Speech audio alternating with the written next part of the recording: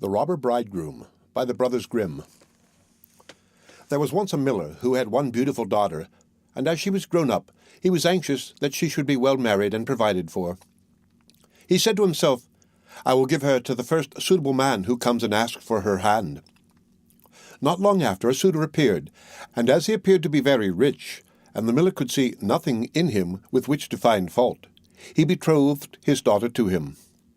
But the girl did not care for the man as a girl ought to care for her betrothed husband. She did not feel that she could trust him, and she could not look at him nor think of him without an inward shudder. One day he said to her, "You have not yet paid me a visit, although we have been betrothed for some time." "I do not know where your house is," she answered.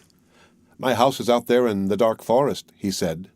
She tried to excuse herself by saying that she would not be able to find the way thither. Her betrothed only replied, "You must come and see me next Sunday. I have already invited guests for that day, and that you may not mistake the way, I will strew ashes along the path."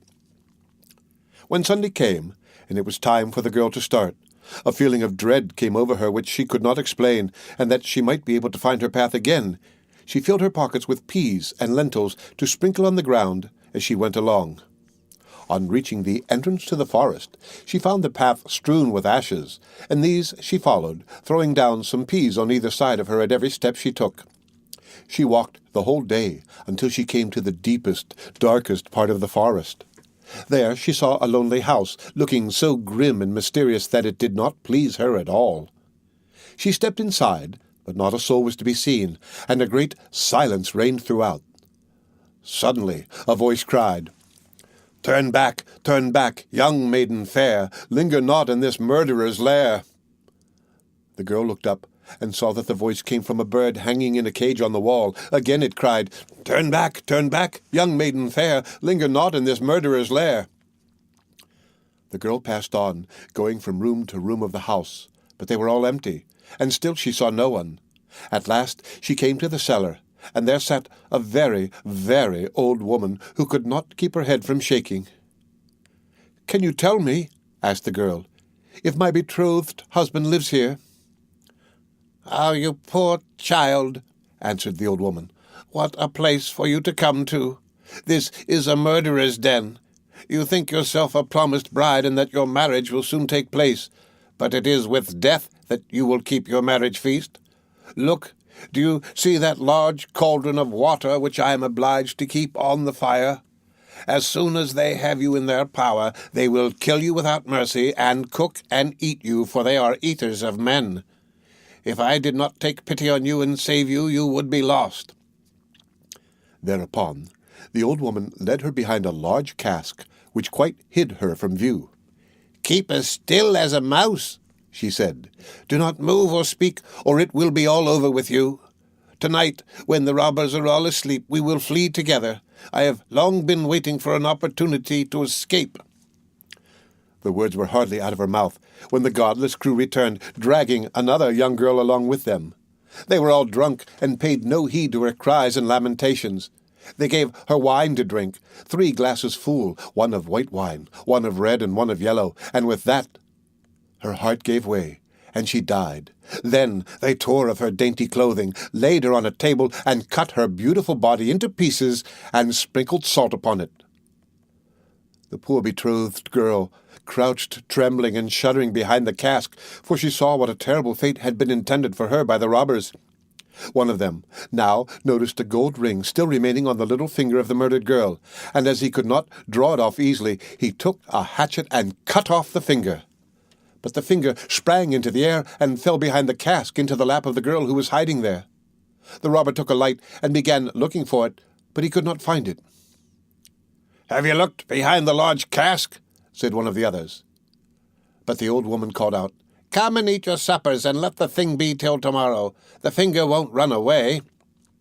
"The old woman is right," said the robbers, and they ceased looking for the finger and sat down.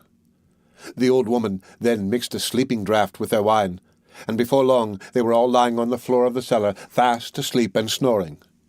As soon as the girl was assured of this, she came from behind the cask. She was obliged to step over the bodies of the sleepers, who were lying close together, and every moment she was filled with renewed dread lest she should awaken them. But God helped her, so that she passed safely over them, and then she and the old woman went upstairs, opened the door, and hastened as fast as they could from the murderer's den. They found the ashes scattered by the wind, but the peas and lentils had sprouted and grown sufficiently above the ground to guide them in the moonlight along the path. All night long they walked, and it was morning before they reached the mill. Then the girl told her father all that had happened. The day came that had been fixed for the marriage. The bridegroom arrived, and also a large company of guests, for the miller had taken care to invite all his friends and relations. As they sat at the feast, each guest in turn was asked to tell a tale. The bride sat still and did not say a word. "And you, my love," said the bridegroom, turning to her, "is there no tale you know? Tell us something." "I will tell you a dream, then," said the bride. "I went alone through a forest, and came at last to a house. Not a soul could I find within, but a bird that was hanging in a cage on the wall cried, 'Turn back, young maiden fair, linger not in this murderer's lair.' And again, a second time, it said these words."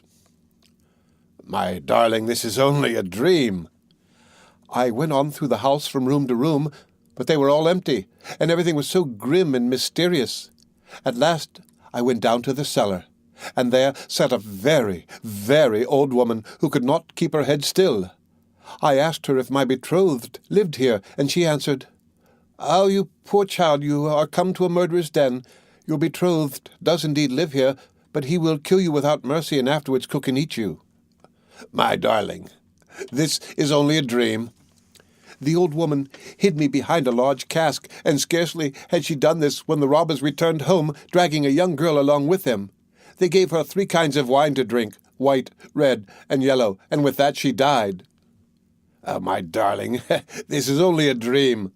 Then they tore off her dainty clothing, and cut her beautiful body into pieces, and sprinkled salt upon it. "My darling, this is only a dream."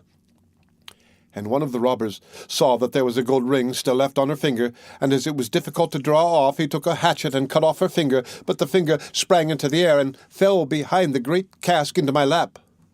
"And here is the finger with the ring."